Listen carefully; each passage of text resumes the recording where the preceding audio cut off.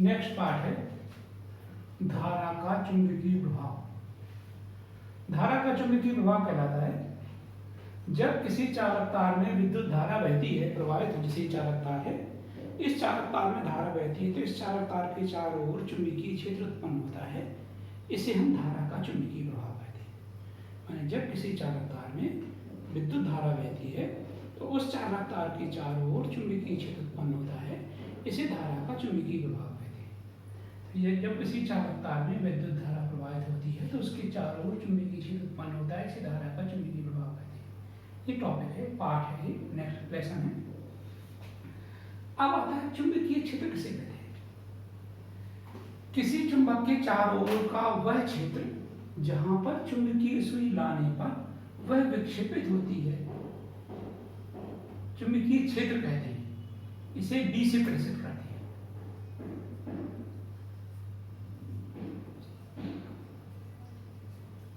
चुंबकीय क्षेत्र कहते हैं, इसे बी से प्रदर्शित करते हैं। जैसे ये चुंबक है, ये चुंबकीय सुई है, तो इसके चारों ओर जहां जैसे मान लीजिए चुंबक का ये उत्तरी ध्रुव है, तो आप पढ़ चुके हो हाई स्कूल में कि विपरीत ध्रुवों में आकर्षण होता है। तो चुंबकीय सुई का दक्षिण ध्रुव इधर की ओर आएगा, और जब उत्तरी ध्रुव की ओर जाएंगे तो इसका दक्षिण ध्रुव इधर की ओर आएगा। तो कहने का मतलब ये है कि इस चुंबक के चारों का वह क्षेत्र जहां पर हम चुंबकीय सुई लाए, कहीं पर भी जहां पर हम चुंबकीय सुई लाते हैं तो इस चुंबकीय सुई में विक्षेप होता है, तो इसके चारों ओर के क्षेत्र को, सब जगह के चारों ओर के क्षेत्र को चुंबकीय क्षेत्र कहते हैं। अब आता है चुंबकीय बल रेखा एवं नेक्स्ट टॉपिक है चुंबकीय क्षेत्र कहते हैं। इसे बी से प्रदर्शित करते हैं। चुंबकीय क्षेत्र को बी से, चुंबकीय क्षेत्र की तीव्रता भी कहलाती है, इसे बी से प्रदर्शित करते हैं। नेक्स्ट टॉपिक है चुंबकीय बल रेखाएं एवं उनके गुण। तो अब आपको चुंबकीय बल रेखा को समझना चाहिए और इसको आपको एक नोट से भी समझना चाहिए। क्या समझना चाहिए? जब आप वैद्युत और चुंबक की तुलना करोगे और चुंबक की तुलना करोगे तो चुंबक की तुलना करने पर जो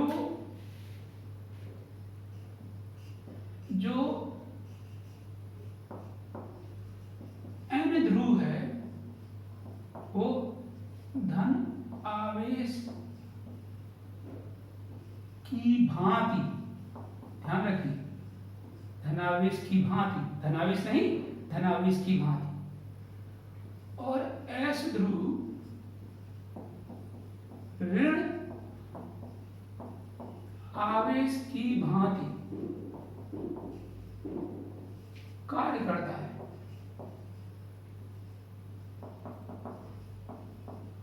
ये आपको नोट्स में याद रखना है कि n ध्रुव धनावेश की भांति कार्य करता है और s ध्रुव ऋण आवेश की भांति कार्य करता है। जैसे वैद्युत बल रेखा में मैंने समझाया था, वह निष्कोण वक्र जिस पर एकांक धनावेश स्वतंत्र रूप से चलता है वैद्युत बल रेखा कहते हैं। चुंबकीय नहीं, वैद्युत बल रेखा। अब इसमें एकांक धनावेश की जगह एकांक उत्तरी ध्रुव कहते हैं।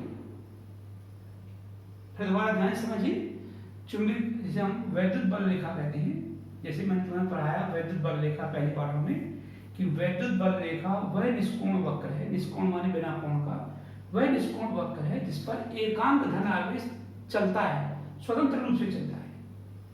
तो वैसे इसको भी कह सकते हैं वह निष्कोण वक्र जिस पर एकांक धनावेश की जगह एकांक उत्तरी ध्रुव चलता है। तो उत्तरी ध्रुव होगा तो उसके विपरीत दिशा में दक्षिणी ध्रुव होगा। तो जहां पर नॉर्थ पोल चलता है उसे हम चुंबकीय बल रेखा कहते हैं। जैसे आपको हाई स्कूल में बल रेखाएं खिंचवाई होगी, तो बल रेखा खींचने के लिए एक व्हाइट पेपर चाहिए और चुंबकीय सुई चाहिए और चुंबक चाहिए और पिन चाहिए। तो जैसे मैंने इस चित्र में प्रदर्शित करने की कोशिश की है कि चुंबकीय सुई जो हाई स्कूल लेवल पर है उसमें चुंबकीय सुई में NS लिखा होता है, इंटर लेवल में NS नहीं लिखा होता। इंटर लेवल में N वाले जगह पर एक लाल बिंदु लगा होता है, लाल बिंदु होता है तो वो उत्तरी ध्रुव कहलाता है, इसके विपरीत वाला ही दक्षिणी ध्रुव कहलाता है। तो लाल निशान जहां पर होता है वह उत्तरी ध्रुव और इसके विपरीत वाला दक्षिणी ध्रुव, परंतु चुंबकीय सुइयों में NS लिखा होता है। तो जैसे हमने यहाँ पर चुंबकीय सुई रख दी तो N ध्रुव यहाँ पर है तो एक बिंदु यहाँ पर लगा दिया, फिर ऐसे ही चुंबकीय सुई को रखते गए एक बिंदु यहाँ पर आया, फिर हमने चुंबकीय सुई को यहाँ पर रखा तो एक बिंदु यहाँ पर आया, N ध्रुव यहाँ पर है तो एक बिंदु यहाँ पर पेंसिल से ढक देंगे और इन बिंदुओं को हम ऐसे मिला देंगे। तो जब हम मिला देंगे तो ये बल रेखा है। तो यही बल रेखा की परिभाषा होती है जिस पर एकांक उत्तरी ध्रुव, देखो जहां उत्तरी ध्रुव चला वहां बिंदु लगाया, यहाँ पर चुंबकीय सुई रख देंगे जहां उत्तरी ध्रुव चलेगा वहां बिंदु लगा देंगे, यहाँ पर चुंबकीय सुई रख देंगे जहां उत्तरी ध्रुव आएगा वहां बिंदु लगा देंगे, यहाँ पर चुंबकीय सुई रख देंगे जहां उत्तरी ध्रुव आएगा वहां बिंदु लगा देंगे, यहाँ पर चुंबकीय सुई रख देंगे जहां उत्तरी ध्रुव आएगा वहां रख देंगे। इस तरह से इसको मिला देंगे तो ये चुंबकीय बल रेखा कहलाएगी। तो इसी आधार पर प्रैक्टिकल के आधार पर यह कहलाती है कि वह निष्कोण वक्र या वह वक्र, निष्कोण पहले सिंपल कर दो, वह वक्र जिस पर एकांक उत्तरी ध्रुव चलता है उसको हम चुंबकीय बल रेखा कहते हैं। आजकल किताबों में इस तरह से दी है, वैसे ये 100% बेस्ट परिभाषा है, ये प्रैक्टिकल के आधार पर है, अच्छी तरह समझ में आती है। चुंबकीय बल रेखा वह वक्र है जो चुंबकीय क्षेत्र की अविरत दिशा को बताती है। जैसे ये चुंबकीय क्षेत्र की दिशा को बताती है कि यहाँ पर चुंबकीय क्षेत्र ऐसा होगा, यहाँ पर ऐसा होगा, यहाँ पर ऐसा होगा, यहाँ पर ऐसा होगा, हर जगह बदलता जाएगा। तो चुंबकीय बल रेखा वह वक्र है जो चुंबकीय क्षेत्र की दिशा को बताती है। अब आता है प्रश्न चुंबकीय बल रेखाओं के गुण का। तो गुण ये है कि चुंबकीय बल रेखा, पहला गुण देखो, चुंबकीय बल रेखा चुंबक के बाहर N से S, N का मतलब उत्तरी ध्रुव से, S का मतलब दक्षिण ध्रुव की ओर, देखो ये चुंबक के बाहर कहलाएगा, ये चुंबक के अंदर कहलाएगा। तो चुंबक के बाहर N ध्रुव से S ध्रुव की ओर और चुंबक के अंदर S ध्रुव से N ध्रुव की ओर जाकर एक बंद वक्र बनाती है। ऐसे चुंबक के बाहर N ध्रुव से S ध्रुव की ओर और चुंबक के अंदर S ध्रुव से N ध्रुव पर जाकर के एक बंद वक्र बनाती है। तो इसको हम चुंबकीय बल रेखा कहते हैं। तो पहला गुण होगा चुंबकीय बल रेखा का, चुंबकीय बल रेखा चुंबक के बाहर N से S और चुंबक के अंदर S से N पर जाकर एक बंद वक्र बनाती हैं। अब वैद्युत बल रेखा में क्या था? वैद्युत बल रेखा में मैंने आपको ये समझाया था, जैसे ये धनावेश है, ये ऋणावेश है, तो बल रेखा धनावेश से जाकर ऋणावेश पर समाप्त हो जाती है। ये वैद्युत बल रेखा का गुण था।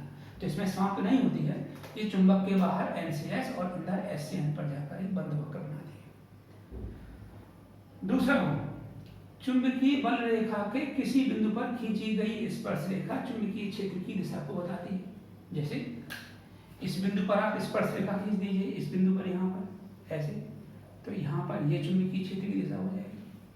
तो दूसरा गुण ये हुआ, चुंबकीय बल रेखा के किसी बिंदु पर खींची गई स्पर्श रेखा चुंबकीय क्षेत्र की दिशा को प्रदर्शित करती है। ये चुंबकीय क्षेत्र की दिशा को प्रदर्शित करती है। दूसरा, दो बल रेखाएं, दो चुंबकीय बल रेखाएं कभी एक दूसरे को नहीं काटती, क्योंकि यदि काटती होती तो इस कटान बिंदु, जैसे ये कटान बिंदु है, इस कटान बिंदु पर दो स्पर्श रेखाएं खींची जाती, एक इधर की ओर, एक इधर की ओर। और ये जो दो स्पर्श रेखाएं हैं, ये दो क्षेत्र की दिशाओं को बताती है। एक चुंबकीय क्षेत्र इधर की ओर है, एक में चुंबकीय क्षेत्र इधर की ओर है। तो एक चुंबक में दो चुंबकीय क्षेत्र नहीं हो सकते। तो इसीलिए दो बल रेखाएं कभी एक दिशा, एक बल रेखा ये है, दूसरी बल रेखा ये है, चुंबक की दो बल रेखाएं कभी एक दूसरे को नहीं काटती। ये वैद्युत बल रेखा में एक जैसा गुण है कि जो पढ़ा चुका हूं कि वैद्युत बल रेखाएं भी कभी एक दूसरे को नहीं काटती, क्योंकि यदि काटती होती तो कटान बिंदु पर दो स्पर्श रेखाएं खींची जाती और दो स्पर्श रेखाएं जो कि दो चुंबकीय क्षेत्र की दिशा को प्रदर्शित करती, ऐसा असंभव है, ऐसा असंभव है, ऐसा असंभव है। तो नेक्स्ट गुण ये हुआ। नेक्स्ट गुण है, जहां पर चुंबकीय बल रेखाएं समांतर एवं समदूरस्थ, देखो ये समांतर है और इनके बीच की दूरी बराबर है। तो जहां पर चुंबकीय बल रेखाएं समांतर एवं समदूरस्थ होती हैं, वहां पर एक समान चुंबकीय क्षेत्र होता है। तो वहां पर एक समान चुंबकीय क्षेत्र होता है।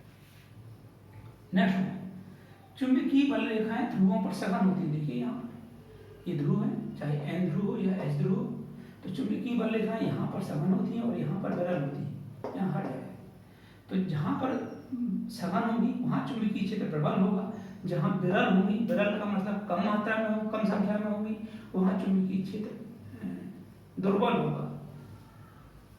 जहाँ चुंबकीय बल रेखाएं सघन वहाँ चुंबकीय क्षेत्र प्रबल, और जहाँ विरल वहाँ दुर्बल होता है, कम होता है, कमजोर होता है, चुंबकीय क्षेत्र कमजोर होता है। तो यही लिखा है इसमें मैंने कि जहाँ चुंबकीय बल रेखाएं ध्रुवों पर समान होती है वहाँ चुंबकीय क्षेत्र सघन होता है। और एक ये जो मैंने पाठ का नाम पढ़ाया था धारा का चुंबकीय प्रभाव, कि जब किसी चालक तार में धारा बहती है तो उसके चारों ओर चुंबकीय क्षेत्र उत्पन्न होता है। तो इसको एक वैज्ञानिक थे ऑस्टेड ने इसको प्रयोग किया था। तो ये ऑस्टेड का प्रयोग भी कहलाता है। तो ऑस्टेड ने प्रयोग करके वैसे मील का पत्थर साबित हुआ था ऑस्टेड का प्रयोग, इसी से आगे खोजे हुई है, क्योंकि इसका मतलब ये है, इसका अर्थ समझाता हूँ पहले। देखिए ये भी एक चालक तार है, ये चुंबकीय सुई है, ये बैटरी है, ये कुंजी है। इस चित्र में देखो यहाँ बिंदु नहीं है, तो इसका मतलब इसमें धारा नहीं बह रही है। इसमें देखो यहाँ बिंदु है, तो इसका मतलब कुंजी बंद है, और आप जानते हो सेल के बाहर धन इलेक्ट्रोड से ऋण इलेक्ट्रोड की ओर धारा बहती है। चित्र 3 में देखो, यहाँ पर देखो धन इलेक्ट्रोड उल्टा चुंबकीय क्षेत्र सेल की डायरेक्शन चेंज कर दी, धन ध्रुव इधर की ओर, ऋण ध्रुव इधर की ओर, तो धारा इधर से इधर की ओर बहेगी। इस चित्र में हम देखते हैं कि चित्र 1 में कोई धारा नहीं बह रही, क्योंकि कुंजी जो है खुली है, इसको प्लग निकाल के यहाँ रख दिया है। तो इसका मतलब ये हुआ कि जब इसमें धारा नहीं बह रही है तो चुंबकीय सुई में कोई विक्षेप नहीं है, चुंबकीय सुई विक्षेपित नहीं है। तो यही लिखा है चित्र 1 में कोई धारा नहीं बह रही है, इसलिए चुंबकीय सुई में कोई विक्षेप नहीं है। परंतु चित्र 2 में देखो, जैसे ही धारा कुंजी लगाते हैं धारा बहना शुरू हो जाती है, तो चुंबकीय सुई विक्षेपित हो जाती है, ध्रुव ऊपर की ओर चला जाता है, ऐसा था अब ऐसा चला जाता है। तो ये लिखा है चित्र 2 में जब धारा की दिशा बहती है तो चुंबकीय सुई विक्षेपित होती है। और चित्र 3 में देखो धारा की दिशा बदल गई, तो इसमें देखो चुंबकीय सुई ऐसी विक्षेपित होती है। अब जब इसमें धारा की दिशा बदल जाती है तो चुंबकीय सुई भी विपरीत दिशा में चुंबकित हो जाती है, विक्षेपित हो जाती है, विपरीत दिशा में विक्षेपित हो जाती है। तो इन प्रैक्टिकल से निष्कर्ष निकला कि इसमें धारा बही तो इसके चारों ओर चुंबकीय क्षेत्र उत्पन्न हुआ है। इसमें जब धारा की दिशा बदल गई तो चुंबकीय सुई का विक्षेप की दिशा भी बदल गई। तो इससे निष्कर्ष निकलता है कि जब चुंबकीय, इससे निष्कर्ष निकलता है कि अर्थात जब चालक तार में धारा बहती है, जब चालक तार में धारा बहने से उसके चारों ओर चुंबकीय क्षेत्र उत्पन्न होता है। ये ऑस्टेड का प्रयोग कहलाता है, और यही इसका टॉपिक है कि धारा का चुंबकीय प्रभाव, कि जब किसी चालक तार में धारा बहे तो उसके चारों ओर चुंबकीय क्षेत्र उत्पन्न हो, यही धारा का चुंबकीय प्रभाव कहलाता है। और नेक्स्ट टॉपिक अभी से कहता हूँ। नेक्स्ट टॉपिक है धारावाही चालक पर बल। ये एक समान चुंबकीय क्षेत्र B है, इसमें एक धारावाही चालक है जिसकी लंबाई L है, जिसमें I एम्पीयर की धारा बहती है। ये धारावाही चालक चुंबकीय क्षेत्र B से थीटा डिग्री के कोण पर है। तो इस पर लगने वाला बल F निम्न बातों पर निर्भर करता है। नंबर 1, अच्छा सूत्र आपको सूत्र बहुत याद रखना है, कभी नहीं आता। F बराबर ILB sin थीटा होता है, फिर भी समझिए। नंबर 1, यह विद्युत धारा की अनुक्रमानुपाती अर्थात F अनुक्रमानुपाती I। नंबर 2, यह का मतलब है चुंबकीय बल। चुंबकीय बल लंबाई के अनुक्रमानुपाती होता है, लंबाई L के अनुक्रमानुपाती होता है, लंबाई L के अनुक्रमानुपाती होता है, अर्थात F अनुक्रमानुपाती L। नंबर 3, चुंबकीय बल चुंबकीय क्षेत्र B के अनुक्रमानुपाती होता है, अर्थात F अनुक्रमानुपाती B। नंबर 3, ध्यान से देखो, F अनुक्रमानुपाती sin थीटा को कहते हैं। थीटा है धारावाही चालक और चुंबकीय क्षेत्र के बीच बनने वाले कोण की ज्या।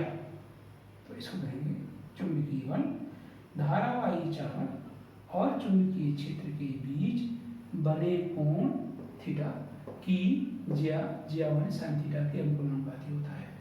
F अनुक्रमानुपाती sin थीटा, इन सभी को एक साथ लिखने पर F अनुक्रमानुपाती ILB sin theta, F बराबर KILB sin थीटा। ऐसा ही पद्धति में K का मान ही होता है, तो F बराबर ILB sin थीटा। सदिश रूप में लिखेंगे इसको F बराबर IL क्रॉस B, ये आपने पढ़ा है ए क्रॉस वेक्टर बी बराबर A B sine theta M है। तो आई एल और बी के बीच का कोण थीटा है, तो इसलिए हम इसको सीधे रूप में इस तरह से व्यक्त करेंगे। अभी हम नेक्स्ट पढ़ाता हूँ इसकी मात्रा। नेक्स्ट है चुंबकीय क्षेत्र की मात्रा। एसआई पद्धति में चुंबकीय क्षेत्र के 3 मात्रक हैं। सूत्र करने समझिए, एक है F बराबर I L B sine theta से निकालना है, दूसरा चुंबकीय फ्लक्स फाई बराबर बी ए से निकालना है, तीसरा इसका मात्रक है टेस्ला। तो पहले देखो F बराबर I L B sine theta से चुंबकीय क्षेत्र B बराबर F upon I L sine theta. जो त्रिकोणमितीय अनुपात है इनका कोई मात्रक नहीं होता, क्योंकि सब भुजाओं का अनुपात होता है। जैसे साइन लंबटे कर्ण टेन लंबटे आधार, ऐसे जितने भी 6 त्रिकोणमितीय अनुपात हैं वो सब भुजाओं का अनुपात है। तो इसका तो कोई मात्रक होता ही नहीं है। इसका मात्रक होता है न्यूटन, इसकी विद्युत धारा का एम्पियर, वही लंबाई का मात्रक न्यूटन। तो न्यूटन प्रति एम्पियर मीटर। दूसरा हो जाएगा चुंबकीय फ्लक्स फाई बराबर बी ए से बी बराबर फाई अपॉन ए। चुंबकीय फ्लक्स का मात्रक होता है वेबर और ए माने क्षेत्रफल का मात्रक होता है मीटर स्क्वायर। इसका मात्रक होता है मीटर स्क्वायर।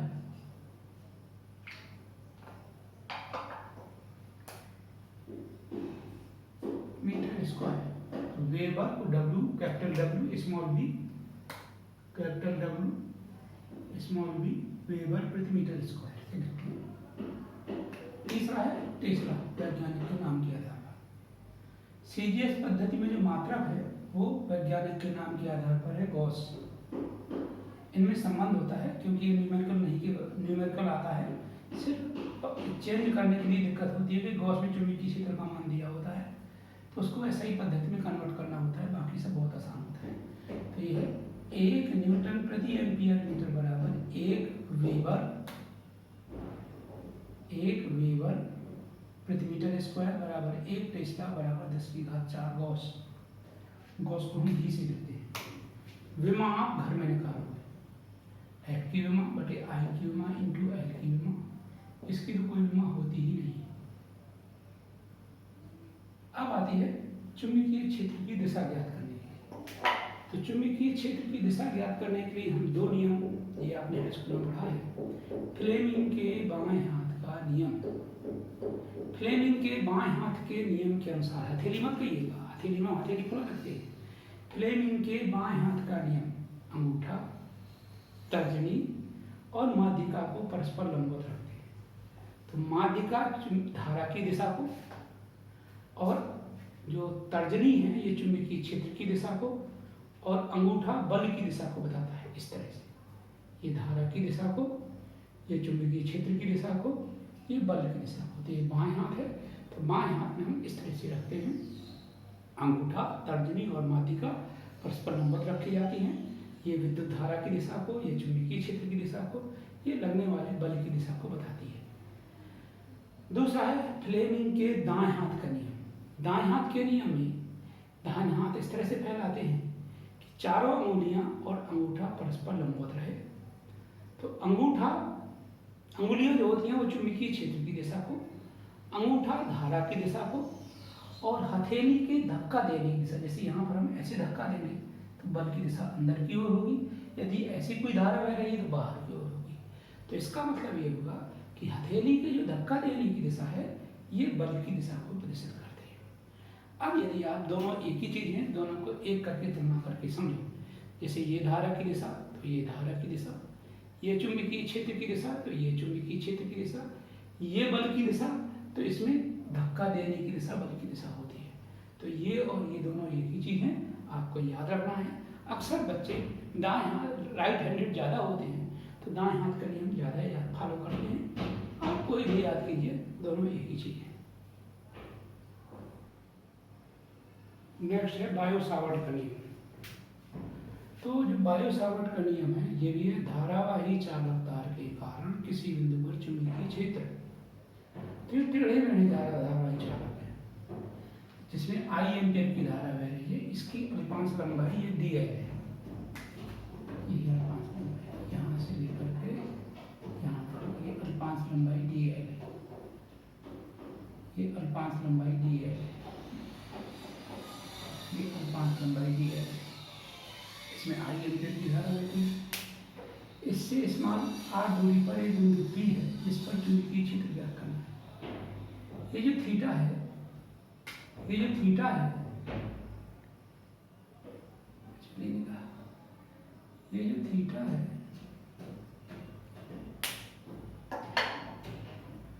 ये थीटा, ये थीटा धारावाही खंड और बिंदु को मिलाने वाली रेखा के बीच बना हुआ है। तो टेढ़े मेढ़े चालक तार के धाराखंड, धाराखंड का मतलब जिसकी अल्पांश लंबाई में धारा बहती है, तो धारा समय I एम्पियर की धारा बहती है, तो धाराखंड हुआ IDL के कारण किसी बिंदु, इस बिंदु पर चुंबकीय क्षेत्र या इस बिंदु पर चुंबकीय क्षेत्र, एक ही बात है, किसी बिंदु पर चुंबकीय क्षेत्र निम्न बातों पर निर्भर करता है। पहला, प्रवाहित धारा I के अनुक्रमानुपाती होता है, अर्थात dV चुंबकीय क्षेत्र dV अनुक्रमानुपाती I। नंबर दूसरा, अल्पांश लंबाई dl के अनुक्रमानुपाती होता है, अर्थात dV अनुक्रमानुपाती dl। नंबर तीसरा, चुंबकीय क्षेत्र, यानी जो चुंबकीय क्षेत्र dV है, धाराखंड यहाँ से लेके यहाँ तक की दूरी, ये धाराखंड, धाराखंड और बिंदु को मिलाने वाली रेखा के बीच बने कोण की ज्या के अनुक्रमानुपाती। चुंबकीय क्षेत्र कोमा धाराखंड और बिंदु को मिलाने वाली रेखा के बीच बने कोण कोष्ठक में थीटा की ज्या के अनुक्रमानुपाती होता है, अर्थात dV अनुक्रमानुपाती sin थीटा। नंबर 4, धाराखंड और बिंदु के बीच की दूरी के वर्ग के व्युत्क्रमानुपाती होता है। चुंबकीय क्षेत्र धाराखंड ये हुआ और इस बिंदु के बीच की दूरी r है, इसके वर्ग के व्युत्क्रमानुपाती होता है, तो dV अनुक्रमानुपाती 1/r²। एक साथ लिखेंगे, dV अनुक्रमानुपाती IDL sin थीटा बटे r²। अनुक्रमानुपाती के चिन्ह को बराबर में लिखेंगे, तो यहाँ अनुक्रमानुपाती नियतांक आएगा समान, इसे कहते हैं μ0 बटे 4π, जहाँ μ0 इसको हम पढ़ते हैं μ0 या μ0, इसका नाम है निर्वात की चुंबकशीलता। इसका मान होता है 4 पाई गुणा 10⁻⁷ न्यूटन प्रति एम्पियर स्क्वायर। सदिश रूप में लिखेंगे, इसमें r का गुणा ऊपर करें, r का गुणा नीचे करें, तो ऊपर गुणा करेंगे तो IDL sin theta cross r, IDL r sin theta हो जाएगा। IDL r sin थीटा को लिखेंगे IDL क्रॉस r, क्योंकि IDL हो गया धाराखंड, r सदिश गुणा बटे नीचे r का गुणा किया तो r क्यूब हो जाएगा, तो ये है सदिश रूप। अब इसके बाद नेक्स्ट देखते हैं, टेढ़े मेढ़े धारावाही चालक तार के कारण किसी बिंदु पर चुंबकीय क्षेत्र ज्ञात करने के 3 नियम हैं। एक है फ्लेमिंग के दाएं हाथ की हथेली का नियम नंबर 1। इसके अनुसार ये चुंबकीय क्षेत्र की दिशा को, ये धारा की दिशा को, तो यानी अंगूठा और चारों उंगलियों को परस्पर लंबवत रखें, तो उंगलियां चुंबकीय क्षेत्र की दिशा को, ये धारा की दिशा को, तो हथेली की जो धक्का देने की दिशा है ये चुंबकीय क्षेत्र की दिशा को प्रदर्शित करती है। दूसरा है मैक्सवेल के दाएं हाथ का नियम। इसके अनुसार जैसे चालक तार है, इस चालक तार को हम ऐसे पकड़ें, ये चालक तार है, तो जो अंगूठा है वो धारा की दिशा, इसमें धारा ऊपर की ओर बह रही है, तो अंगूठा धारा की दिशा को, और अंगुलियों की जो मुड़ने की दिशा है वो चुंबकीय बल रेखाओं की दिशा को प्रदर्शित करती है। अब चुंबकीय बल रेखा जैसे ऐसे जा रही है, इस बिंदु पर हमें चुंबकीय क्षेत्र ज्ञात करना है, तो पढ़ाया था मैंने, बल रेखा के किसी बिंदु पर खींची गई स्पर्श रेखा चुंबकीय क्षेत्र की दिशा को प्रदर्शित करती है। तो यहाँ पर इस बिंदु पर स्पर्श रेखा खींचोगे तो अंदर की तरफ जाएगी, तो माने इस बिंदु पर बल जो चुंबकीय क्षेत्र की दिशा होगी वो अंदर की ओर होगी। इस बिंदु पर ज्ञात करोगे तो स्पर्श रेखा आएगा, यहाँ को आएगी, तो इस बिंदु पर चुंबकीय क्षेत्र की जो दिशा होगी वो बाहर की ओर होगी, लंबवत, ब्लैक बोर्ड की लंबवत बाहर की ओर। दूसरा है मैक्सवेल के दाएं दक्षिणावर्ती पेंच का नियम। इसको स्क्रू मान लेते हैं ऐसे कसने के लिए। तो जब हम स्क्रू का, तो स्क्रू की जो कसने की दिशा है ऊपर की ओर जब जाएगा तो कसने की दिशा विद्युत धारा आई की दिशा को बताएगी। और जो अंगूठा ये घूम रहा है इस तरह से अंगूठा, ये चुंबकीय बल रेखाओं की दिशा को बताएगी। तो इस तरह से ये कहलाता है मैक्सवेल की दक्षिणावर्ती पेंच का नियम। तो ये है, ये चुंबकीय बल रेखा। अब मान लो यहाँ पर हमें चुंबकीय क्षेत्र ज्ञात करना है, तो बल रेखा के किसी बिंदु पर खींची गई स्पर्श रेखा चुंबकीय क्षेत्र की दिशा को बताती है। तो चुंबकीय क्षेत्र की दिशा लंबवत अंदर की ओर होगी, यहाँ पर बाहर की ओर होगी। बच्चों एक में जरा मिस्टेक हो गई है, उसको मैं थोड़ा जल्दी में नहीं लिख पाया, तो उसको आप जो धारावाही चालक पर चुंबकीय बल की दिशा इस तरह से पढ़ोगे।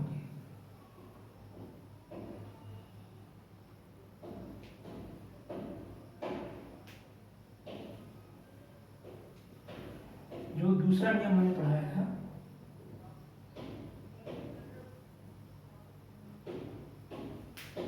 ये मैंने पढ़ाया था, ये नोट्स में ध्यान रखोगे। चुंबकीय क्षेत्र में धारावाही चालक पर बल के लिए दाएं हाथ का नियम नंबर 2, ये नंबर 2 लिखना है, नियम नंबर 2 लिखना है, ये भूल गया, या तो उसमें इसी को संशोधित कर लो कि नियम नंबर 2 में। तो ये धारा की दिशा को, ये चुंबकीय क्षेत्र की दिशा को, तो ये बल की दिशा को प्रदर्शित करेगी। हथेली की जो धक्का देने की दिशा है, ये इस तरह हम धक्का देंगे, ये बल की दिशा को प्रदर्शित करेगी। तो उसमें आप फ्लेमिंग के दाएं हाथ का नियम तक मैं लिखाया था, तो नियम नंबर 2 लिख लोगे और उसको उसी तरह से बनाओगे। तो जैसे मैंने वीडियो में समझाया था कि धारावाही चालक पर बल की दिशा ज्ञात करने के नियम नंबर 2, तो इसके अनुसार ये चुंबकीय क्षेत्र की दिशा को, ये धारा की दिशा को, इसके पहले पढ़ाया, इसके पहले धारावाही चुंबकीय क्षेत्र में धारावाही चालक पर बल के लिए दाएं हाथ की हथेली का नियम नंबर 2, ये चुंबकीय क्षेत्र की दिशा, ये धारा की दिशा, ये चुंबकीय बल की दिशा को बताती है। और नियम नंबर 1 जो अभी पढ़ाया है, इसके जस्ट पहले वो इस तरह से, ये बिंदु को, ये धारा की दिशा को, हथेली के धक्का देने की दिशा चुंबकीय क्षेत्र की दिशा होती है। तो नियम नंबर 1 से अभी पढ़ाया, उसमें हथेली होती है, इसमें दाएं हाथ का नियम इस तरह से, दाएं हाथ का नियम नंबर 2 इस तरह से आप उसको पढ़ो।